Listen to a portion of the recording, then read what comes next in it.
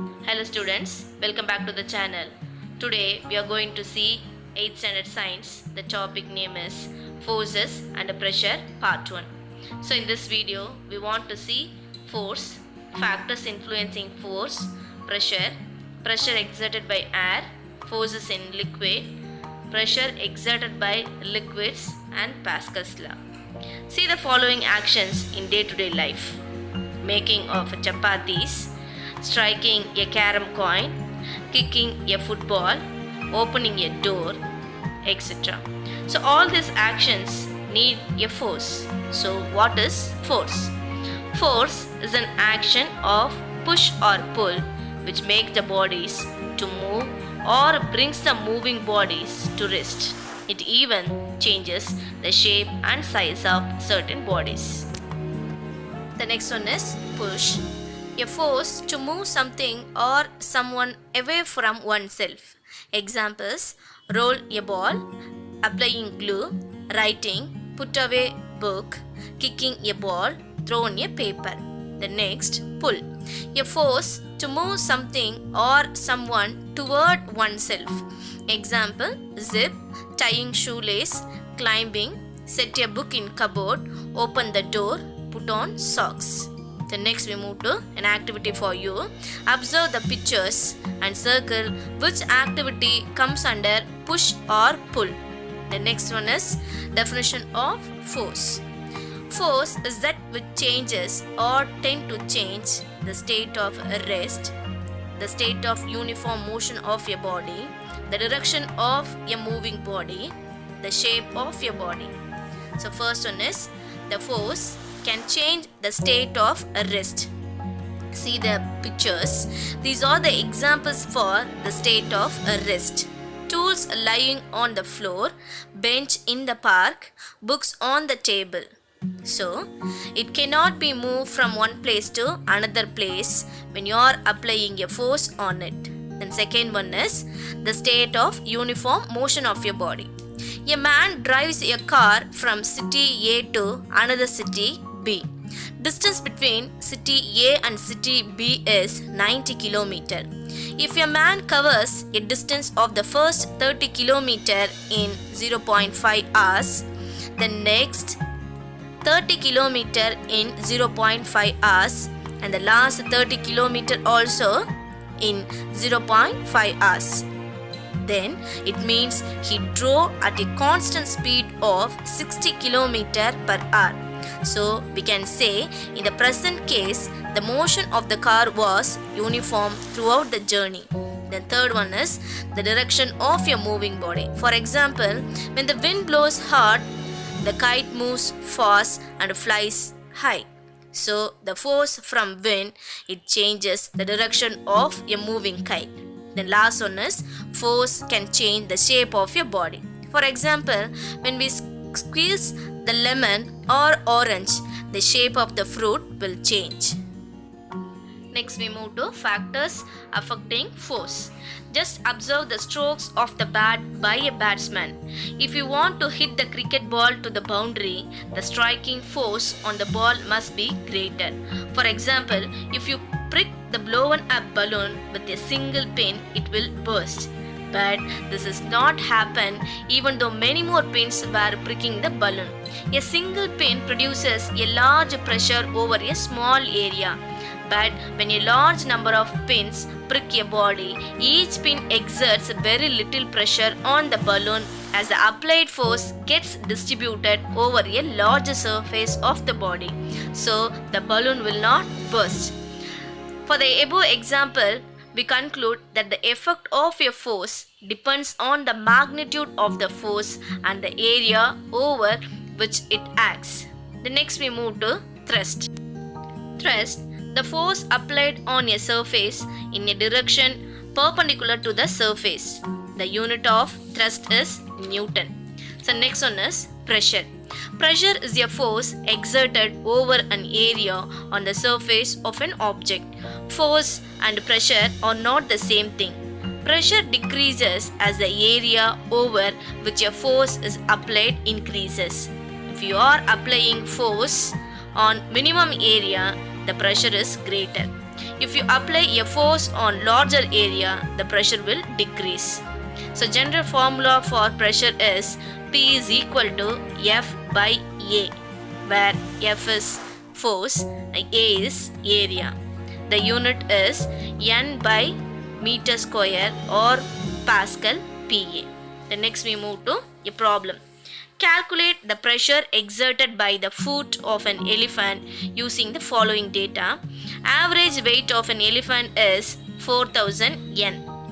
Surface area of the sole of its foot is 0.1 meter square. Then solution. Average weight of the elephant is equal to 4000 N. Weight of one leg is equal to force exerted by one leg is equal to 4000 divided by 4. This 4 denotes an elephant's foreleg is equal to 1000 N. Area of the sole of one foot is equal to 0.1 meter square. So pressure is equal to force divided by area is equal to 1000 divided by 0.1. So finally we are getting 10,000 Newton by meter square is equal to 10 power 4 Newton meter power minus 2. So pressure exerted by one leg of the elephant is 10,000 Newton on 1 square meter. The next we move to factors increasing pressure. For example, axe, nail, knife, injection needle, bullet, etc. All these are having sharp fine edges so as to exert a larger pressure on a smaller area of the body in order to get the maximum effect for them. For example, more number of wheels are provided for a heavy goods carrier for decreasing the pressure, thereby increasing the area of contact on the road. Second one is broader straps are provided on a backpack for giving a lower pressure on the shoulders by providing a larger area of contact with the shoulder. Third one is it is difficult to drive an automobile which has flattened tires. The next one is pressure exerted by air, atmospheric pressure. You all know very well that air fills the space all around us. This envelope of air is called as atmosphere. So this atmosphere extends up to many kilometers above the surface of the earth. Next we move to atmospheric pressure definition.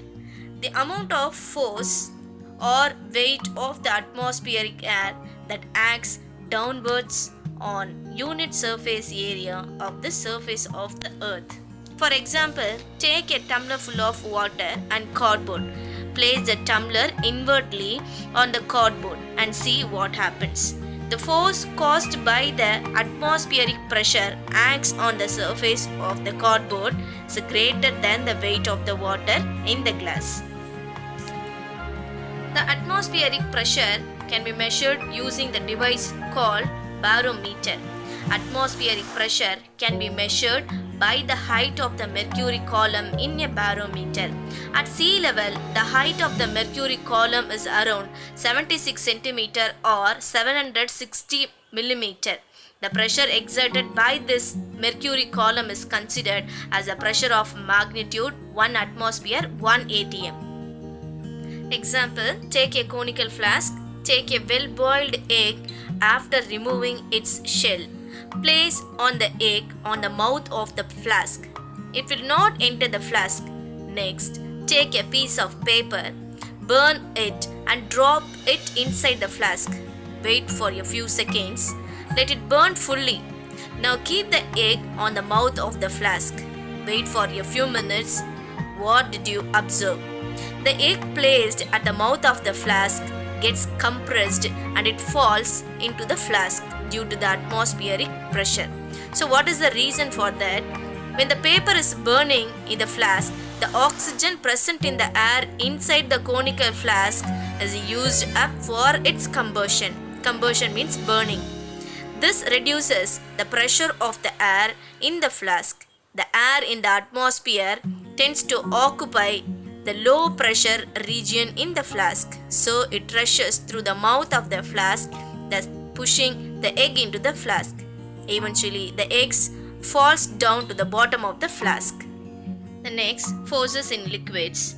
Buoyant force of a liquid. An upward force is exerted by water on a floating or a partly submerged body. This upward force is called buoyant force. The phenomenon is known as buoyancy. This force is not only exerted by liquids but also by gases.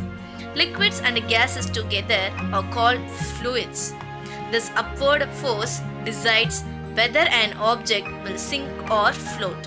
If the weight of the object is less than the upward force, then the object will float. If not, it will sink. For example, the weight of the wood is less than the upward force, so the wood will float. But the weight of the steel is higher than the upward force, so the steel will sink in the water. The next we move to pressure exerted by liquids. Pressure in liquids. Liquids do not have a definite shape. The pressure exerted by a liquid depends upon the depth of the point of observation considered it. For example, a pressure exerted by a liquid on the base of a container depends upon the height of the liquid column. Observe the picture. Take a glass tube that is open at both ends. Fix a rubber balloon at the lower end of the tube. Put some water into the tube and observe the balloon. Now pour some more water into the balloon and again observe the balloon. The balloon starts bulging outwards. The bulge increases with an increase in the height of the water column. So reason for this, the pressure exerted by a liquid at the bottom of a container depends on the height of the liquid column in it. An instrument used to measure the difference in the liquid pressure is called a manometer. You can measure the pressure of fluids enclosed in a definite container using the manometer.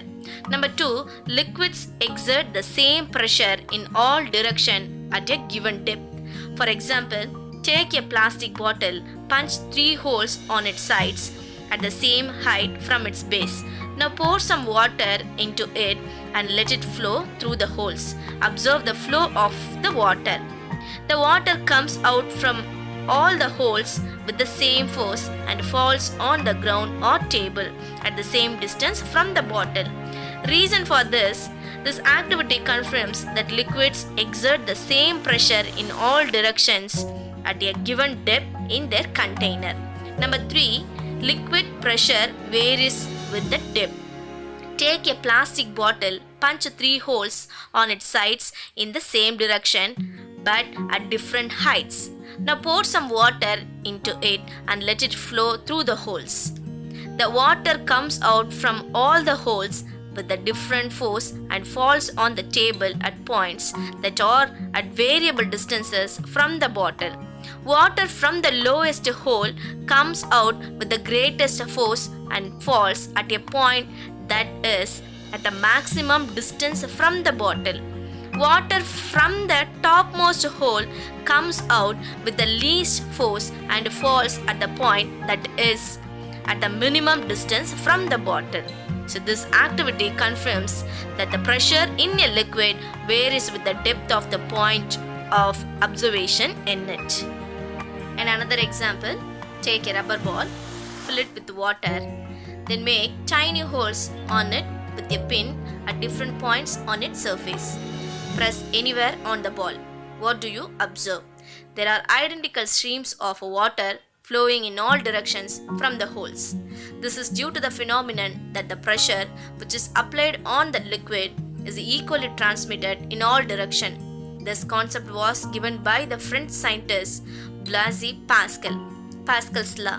The pressure applied at any point of a liquid at rest in a closed system will be distributed equally through all regions of the liquid.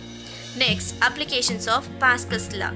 In an automobile service station, the vehicles are lifted upward using the hydraulic lift, which works as per Pascal's law.